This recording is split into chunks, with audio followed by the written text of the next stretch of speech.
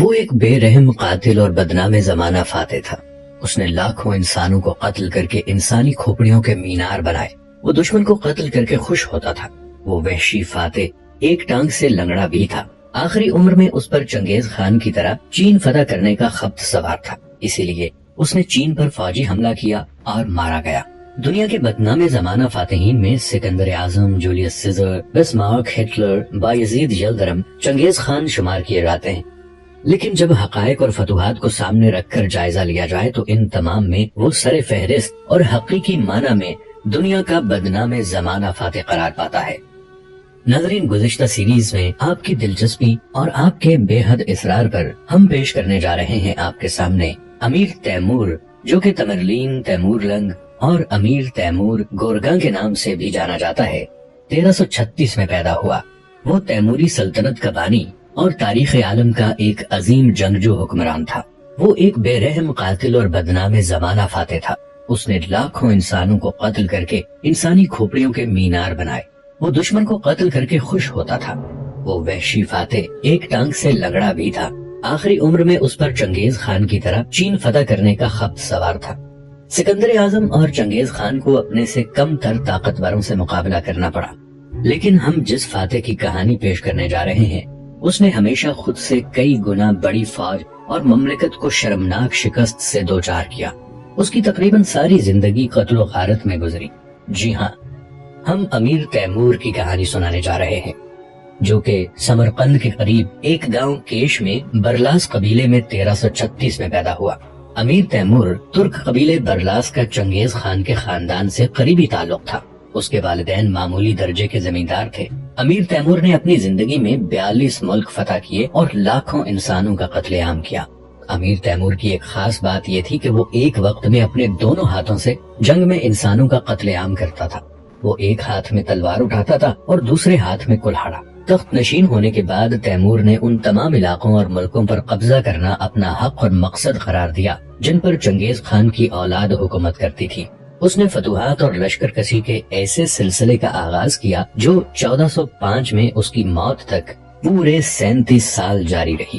لیکن ناظرین، کہانی شروع کرنے سے پہلے آپ سے گزارش ہے کہ ہمارے اس چینل کو سبسکرائب کر لیں اور ساتھ موجود بیل آئیکن کو ضرور کلک کر لیں تاکہ ہماری آنے والی ویڈیوز آپ کے پاس بر وقت پہنچتی رہیں۔ تیز رفتار سوار گھوڑا روکتے روکتے الجائی خاتون سے 10 گز آگے نکل گیا۔ پھر اس نے گھوڑا موڑا، الجائی کے پاس آیا اور اسے ادب سے سلام کیا۔ الجائی خاتون نے پوچھا، اس طرح بے تحاشا کیوں بھاگ رہے تھے؟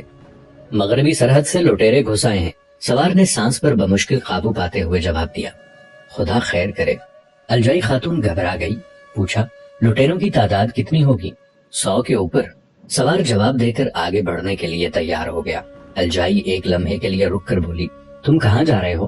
سرائے سالی، امیر کو خبر کرنے۔ سوار جانے کے لیے بے چین تھا۔ الجائی کو اس کی بے چینی پر غصہ آ گیا، سختی سے بولی کہ تم سرائے سالی جاؤ گے، امیر کو خبر دو گے، پھر کمک لے کر واپس آؤ گے۔ اس وقت تک وہ حملہ آور، لوٹ مار اور قتل و غارت کر کے واپس بھی جا چکے ہوں گے۔ بات سوار کی سمجھ میں آ گئی۔ اس نے تھکے لہجے میں کہا، پھر آپ ہی ہمیں بتائیے، ہمارے پاس نہ ہتھیار ہیں نہ گھوڑے، حملہ آور خیموں کو آگ لگا رہے ہیں اور انہوں نے ہمارے گھوڑے پکڑ لیے ہیں۔ الجائی کچھ سوچتے ہوئے بولی، اچھا تم جاؤ لیکن جلد واپس آنا۔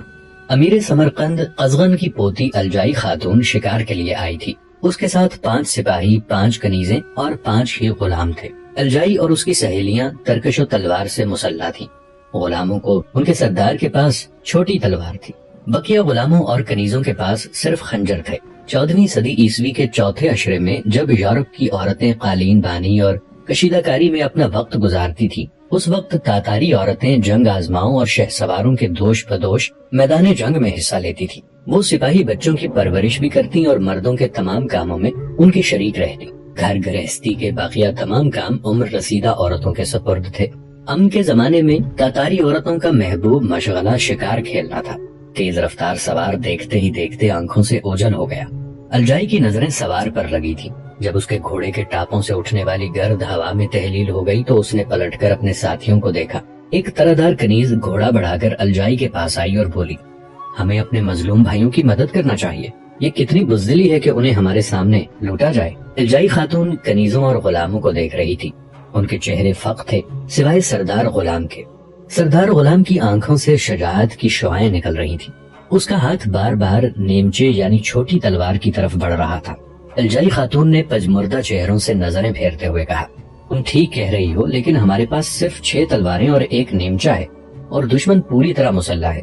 دوسری سہیلی تلوار کھینچ کر بولی, لیکن ہماری غیرت نیام کے اندر کیسے رہ سکتی ہے؟ الجائی نے متانت سے کہا, لیکن غیرت اندھی تو نہیں ہوتی. 7 تلواریں 100 سے ٹکرائیں گی تو انجام کیا ہوگا؟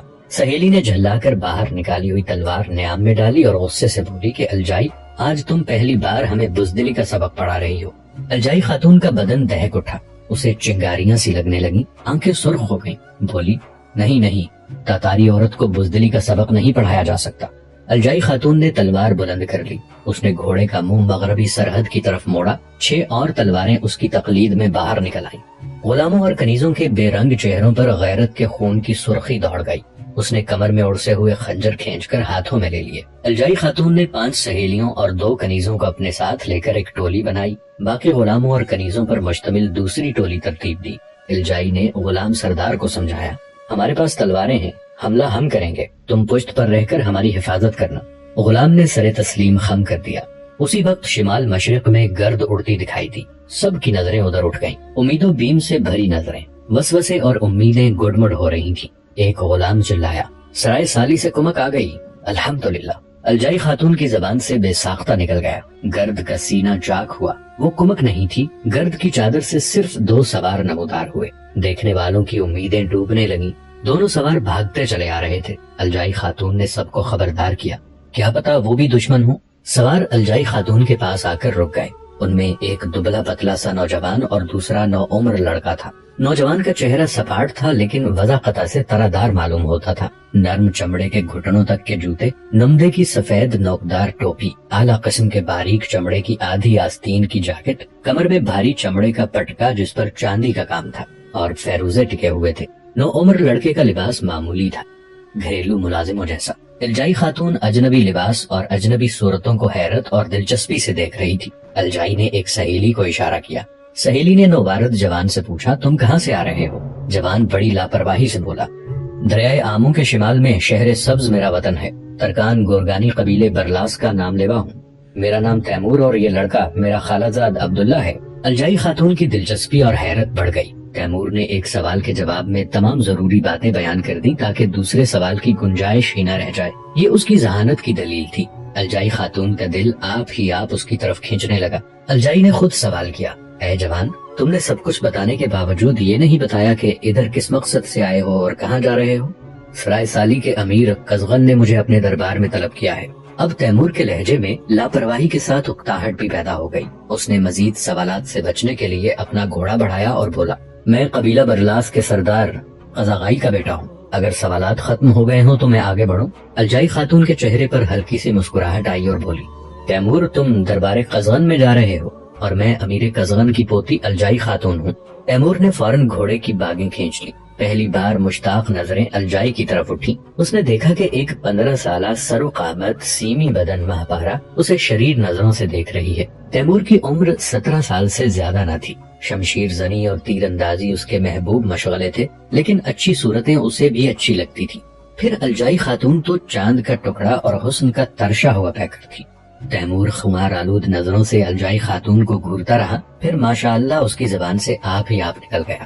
الجائی کی نظریں تیمور کی نظروں سے متصادم تھیں. تیمور کی آواز پر اس نے شرما کر سر جھکا لیا. تیمور کو فوراً امیر قزغن کا خیال آ گیا. اس نے اپنا گھوڑا تھوڑا پیچھے ہٹایا, پھر ادب سے بولا, میں شہزادی کی خدمت میں سلام پیش کرتا ہوں. پھر ذرا ٹھہر کر کہا, میں نوارد ہوں, کیا شہزادی مجھے سرائے سالی لے جانے کا سیدھا راستہ بتائیں گی؟ الجائی اور زیادہ شرماتے ہوئے بولی, تیمور, تم سرائے سالی نہیں جاؤ گے؟ جی. تیمور الجائی خاتون کو حیران نظروں سے دیکھنے لگا. شہزادی نے کہا, ہاں تیمور, ہماری مغربی سرحد میں کچھ ایرانی گھس آئے ہیں. میں اور میرے یہ تمام ساتھی ادھر ہی جا رہے ہیں. اچھا ہوا کہ تمہارے جیسا ایک بہادر ہم میں اور شامل ہو گیا. تیمور کے لیے لڑائی اور جنگ کے الفاظ اتنے ہی مرغوب تھے جتنے بچوں کے لیے کھلونوں کے نام ہوتے ہیں. اس نے تمکنت سے گردن اونچی کرتے ہوئے کہا, اگر تیمور کا ترکش و تلوار شہزادی کے کچھ کام آ سکے تو یہ میری عزت افزائی ہوگی. اب ہمیں دیر نہیں کرنی چاہیے, شہزادی نے کہا, اور اس کا گھوڑا مغرب کی طرف بھاگنے لگا. الجائی کا گھوڑا مشکی تھا, لیکن تیمور کو سفید رنگ زیادہ پسند تھا. اس کی ران کے نیچے عربی سفید مرکب تھا. تیمور کا گھوڑا بار بار آگے نکلنے کی کوشش کرتا لیکن تیمور